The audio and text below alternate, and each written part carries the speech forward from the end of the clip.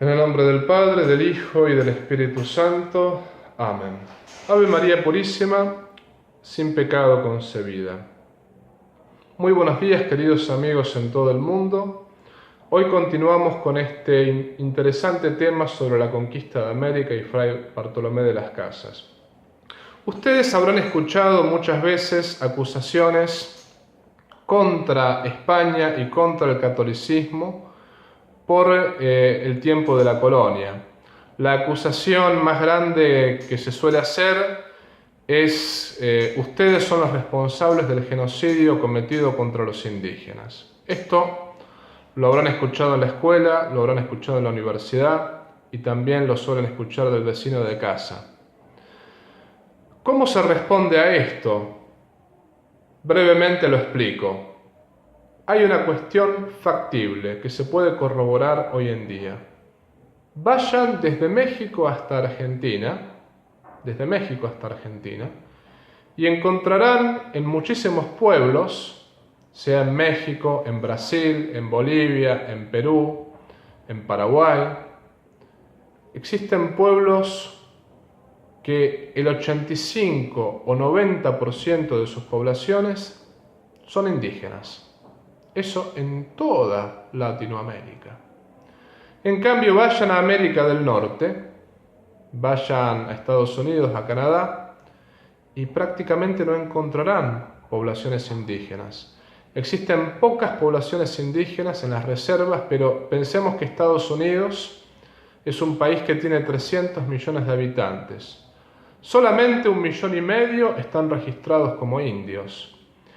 Y hay que tener en cuenta que para estar registrado como indígena hay que tener una cuarta parte de sangre india. Eso quiere decir que los indígenas que se encuentran en las reservas tienen mezclas de muchísimas razas, raza europea, raza asiática, de todo un poco. ¿Quién conservó mejor la raza, España o Inglaterra? Estados Unidos actualmente hay que reconocer que protege a las reservas de manera especial, o sea, les ha dado un status quo que prácticamente son pequeñas ciudades con sus propios gobiernos. Las reservas se rigen por sus propias leyes y tienen sus propios gobernadores. Estados Unidos actualmente protege a la población indígena, a la que quedó de manera muy particular. Sin embargo, la Inglaterra protestante fue aquella que masacró a la población indígena. Y también pensemos en esto, mientras los españoles se casaban con las indias, porque esto es evidente, gran parte de las poblaciones de América Latina son mezclas de españoles con indios, o sea, de ahí salen los criollos, ¿no? ¿Por qué los españoles se mezclaban? Porque la visión católica veía en los indios seres humanos iguales a ellos. En cambio, el anglicanismo inglés, que también tenía mucha influencia del calvinismo, veía al protestantismo como el nuevo Israel, que no podía mezclarse con la raza india. ¿Por qué? Porque el nuevo Israel estaba predestinado al cielo y la raza india estaba predestinada al infierno. Era muy común la caza de indios con jaurías de perros, y era muy común matar al indio para quitarle el cuero cabelludo y venderlo. Lo vendían a muchísimo costo, ¿no? 12 o 13 libras esterlinas. De hecho, la frase "el mejor indio es el indio muerto" viene del protestantismo anglicano. Y la enciclopedia Larousse, cuando habla de la frase "arrancar el cuero cabelludo", explica que esta era una práctica de los protestantes anglicanos en América del Norte. Entonces, queridos amigos, ya saben cómo responderle a las personas que acusan al catolicismo de la matanza de indígenas. También protestantes sinceros que buscan la verdad, como el caso del historiador Pierre Chaunou, explica que la obra de Bartolomé de las Casas, llamada Breve relación de la destrucción de las Indias, ha sido usada como un arma cínica contra la Iglesia Católica. Dice el protestante Pierre Chaunou que mientras España se preocupaba muchísimo de proteger a la población indígena, hoy en día los protestantes, los iluministas, los masones quieren usar esta obra de Bartolomé de las Casas contra la evangelización española, haciéndonos creer que somos los responsables de todos los males sucedidos en tiempos de la colonia. El historiador estadounidense William Malvaite, en su hermoso libro, una obra magnífica que les recomiendo leer, El Evangelio de las Américas, explica que Bartolomé de las Casas cruzó el océano 12 veces para hablar con los monarcas, y los monarcas siempre lo recibieron con los brazos abiertos, armaron juntas para estudiar sus propuestas. Carlos V lo nombró obispo y al mismo tiempo en Salamanca reunió a los juristas y estableció las bases del derecho internacional moderno basado en la igualdad de todos los pueblos y la ayuda recíproca entre las gentes. Y también William Malvaite decía que ningún historiador que se precie puede tomar tan en serio las denuncias de De las Casas, porque De las Casas muchas veces exageraba, mentía, alucinaba. Malvaite decía que tenía un grado de alucinación muy grande.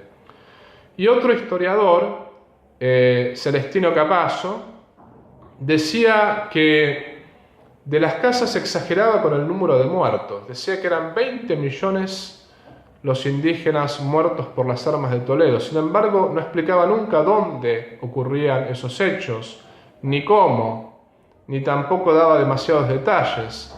Tampoco tenía en cuenta el choque viral, que los españoles cuando llegaron trajeron enfermedades del viejo mundo, a los cuales los indios no podían resistir por carecer de defensas inmunológicas. Eran enfermedades que ellos desconocían, ¿no?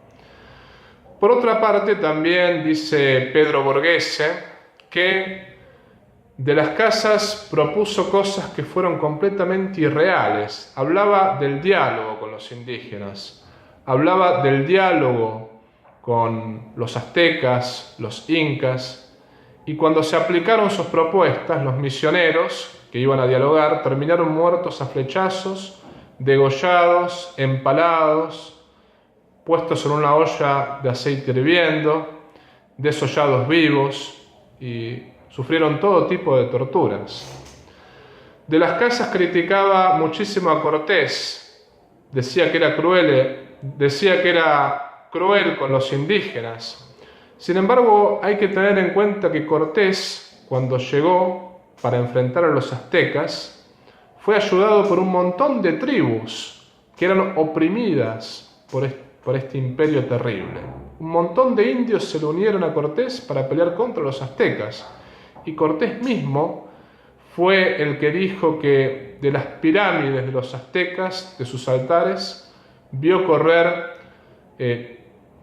ríos de sangre humana por la cantidad de sacrificios que los aztecas realizaban, y como explicamos la vez pasada, eran sacrificios de indios de otras tribus.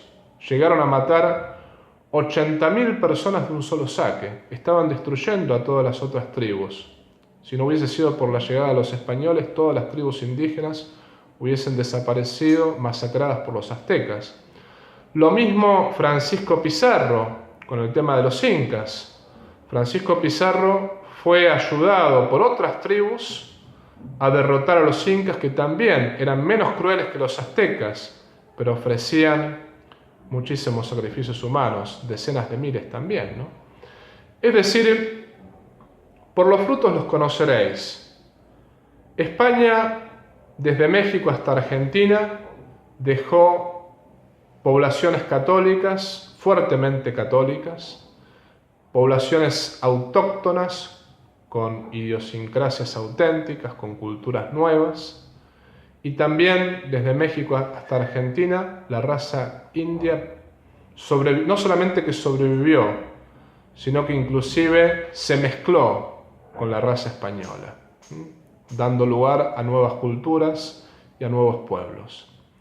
España, por donde caminó, dejó pueblos católicos. Se tomó bien en serio el patronato de las Indias, porque el Papa le había concedido el patronato de las Indias a cambio de la evangelización, y España se lo tomó bien en serio, por más que hoy en día la propaganda iluminista nos quiera hacer creer otra cosa. Bien, terminamos por hoy. La semana que viene terminaremos con este tema de la conquista de América y Fray Bartolomé de las Casas. Gloria al Padre, al Hijo y al Espíritu Santo, como era en el principio, ahora y siempre, por los siglos de los siglos. Amén.